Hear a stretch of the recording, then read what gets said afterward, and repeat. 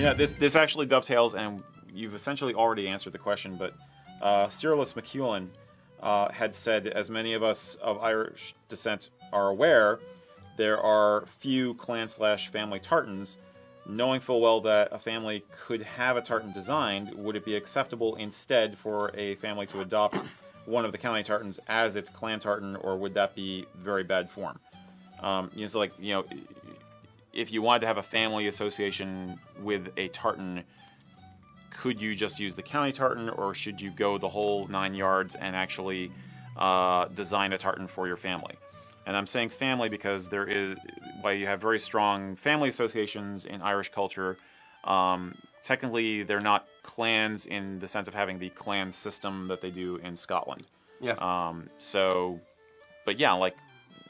Is it okay for me to say that the Wexford County Tartan is the official tartan of my O'Neill family?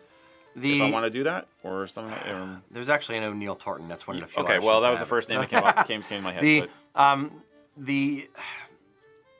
You couldn't, because there's no clan leader. There's no pope for your family who is going to if you're Catholic, there is a pope for your family. No, but there's no family head of the broad family who has the authority to approve anything for it. You're not beholden to anyone the way like Scots are beholden to Lord Lion or the clan chief or any of that system that's set up. So correct, and it's unless you have an email list of all of the people with the name Murphy on it, or O'Shaughnessy on it, and you have a democratic vote on will this be the tartan, then no. And the other thing I would say, it's not that it's poor form, because it's not poor form, but you're basically saying, okay, I'm going to pick this one that already exists, already has a name, already is copyrighted, because they are copyrighted, from this commercial entity, and I'm going to take that and make it my own. I don't know if it's legal to do that. I don't think it's weird. I don't think anybody would stop you, because they just mean they'd be selling more tartan. Fair.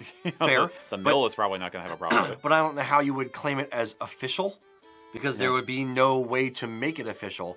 The tartan register would not let you do it as official, because they would say you don't have the authority to claim such a thing. Yeah.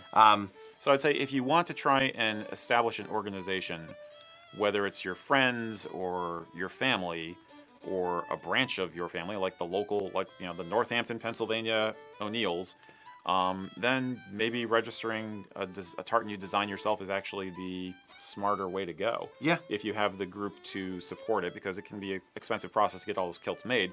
But it's kind of more fun too.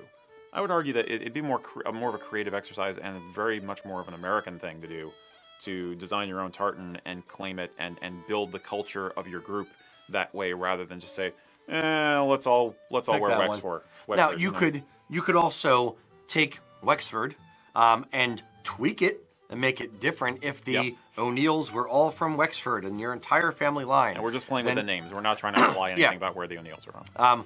And you could take Wexford and tweak that design and say, okay, the O'Neills of Wexford, something to that effect. Yeah. But one thing I'll point out is we designed a couple tartans recently for some customers, and the tartan register in Scotland has gotten more strict with their rules than they used to be.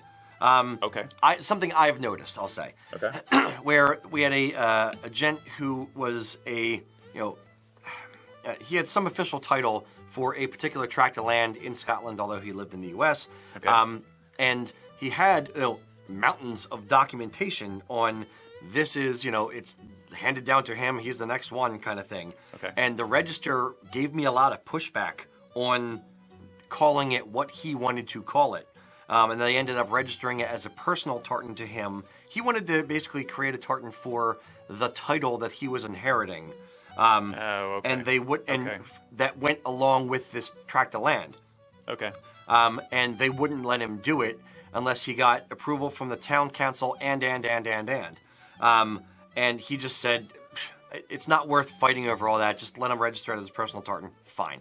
But they've gotten a lot stricter, possibly in a good way, possibly a little bit overzealous, in my opinion, on those kind of things. I will.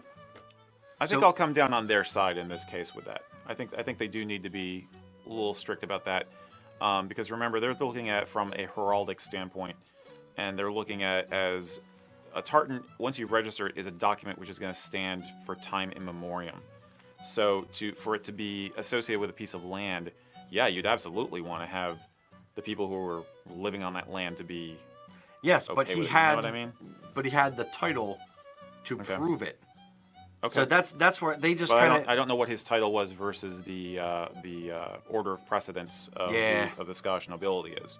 It was a month or two ago, so it's not fresh in my memory. Okay, but it gets back to the original point is that it's fun, creative, and also easier just to come up with your own. yeah, You know, there are millions of maybe millions of tartans out there. no. Okay, thousands of tartans out there. About like 8,000 or 10,000 somewhere in there. But there's plenty of room for more. Yeah, You know, and there's nothing to stop you from doing it. So make it your own. absolutely. Yeah. Cool.